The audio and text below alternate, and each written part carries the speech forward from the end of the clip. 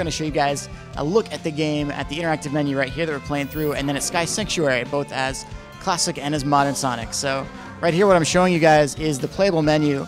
Now this world menu, I can't show you what's up top, but I can show you kind of the interaction right there with Amy, with the other characters, and then how you progress from level to level, which is what we're seeing right here. So this is the first era. It's the Genesis era. There are 3 eras total. The second era, which we're going to run to right now, is the Dreamcast era. So all you Dreamcast fans will recognize Speed Highway. And then you Sonic Adventure 2 fans will certainly recognize this one, City Escape, which I'm sure you've seen. And then finally, while not technically on the Dreamcast, still in that era, is Seaside Hill.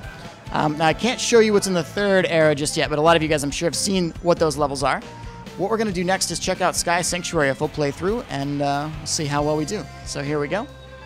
Now, Sonic Generations, as I'm sure many of you guys probably already know, is the ultimate celebration of Sonic's 20th anniversary, which is this year. The game itself is divided into 2 parts, so you've got both classic and modern Sonic, and the 2 parts are supposed to kind of appeal to both types of Sonic gamers out there. You've got some people that really love the old-school platform-based classic Sonic stuff, and that's what classic Sonic is all about. And then there's modern Sonic, which we're going to play first right here, which is sort of the evolution of both Sonic Colors, which was very critically acclaimed and loved, and then also Sonic Unleashed, but only those daytime levels, so the parts that everyone liked there. So here's a quick look at the modern version of Sky Sanctuary. Now, as we're playing through the level, you're going to notice that a lot of the elements from the original level, like these clouds right there you can bounce on, are brought back. And as we go off these ramps right there, we can do tricks. So the tricks that we do will refill that boost meter, and the boost meter you can see in the bottom left.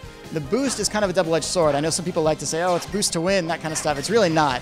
The boost you have to practice with, or else you'll send yourself flying off a cliff or into spikes or into an enemy you weren't prepared for. So you've got to use it only at the right times.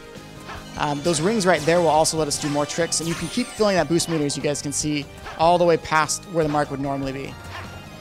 There are multiple paths to every level, and this is going to hold true to every single level in Sonic Generations, both as classic and as modern. So you can probably play a level at least 3 to 4 times and still find new paths you've not taken yet. So what I'm doing right here is taking an alternate path through that window. And then if we can time this right, that part you have to get behind that enemy and then homing attack him, and you can get up to a high path there. We're going to take the lower path now. And as we do so, you can notice I'm going to use a lot of the boost up, but we can refill it by getting rings and also by defeating enemies. So the part of the ground there that will fall apart is from the original Sky Sanctuary.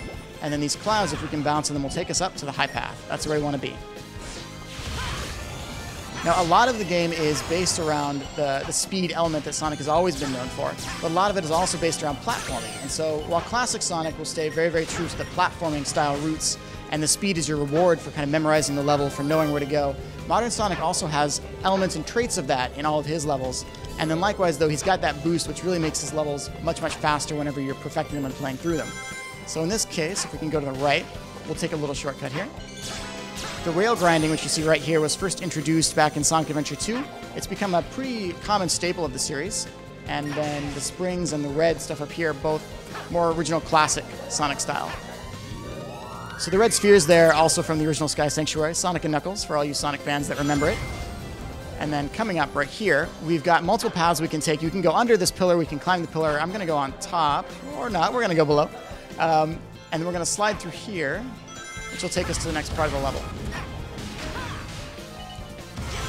A lot of Sonic Generations compared to Unleashed, the biggest difference, I think, with the bottomless pits that I know a lot of people complained about in Unleashed is that we've put signs here. You've got optional signs that you can see. So if there are going to be cases where we might be coming up on a spot with a bottomless pit, you're going to see a sign that has a picture of Sonic falling. And that is to warn you that coming up, is a bottomless pit. Be ready for it. Sonic games have always had to face the challenge of balancing, how do you make the later levels really more challenging, but also make it so that the deaths aren't cheap. And that was one of the really big issues that the team addressed, I think, with this game, and giving you the option to turn on that sign that lets you know, hey, watch out, you've got a bottomless pit coming up, or another danger like that. So that is the end of Sky Sanctuary's modern. That was an average playthrough for me, I think. We're going to try and do a classic one, and I'll see if I can do a little better for you guys. So the ranking system, you'll see right there, I'm sure you guys have seen this, but if you get a perfect bonus, that means you don't die at all. Then you get bumped up 1 rank at the end. So S rank is the highest we can get.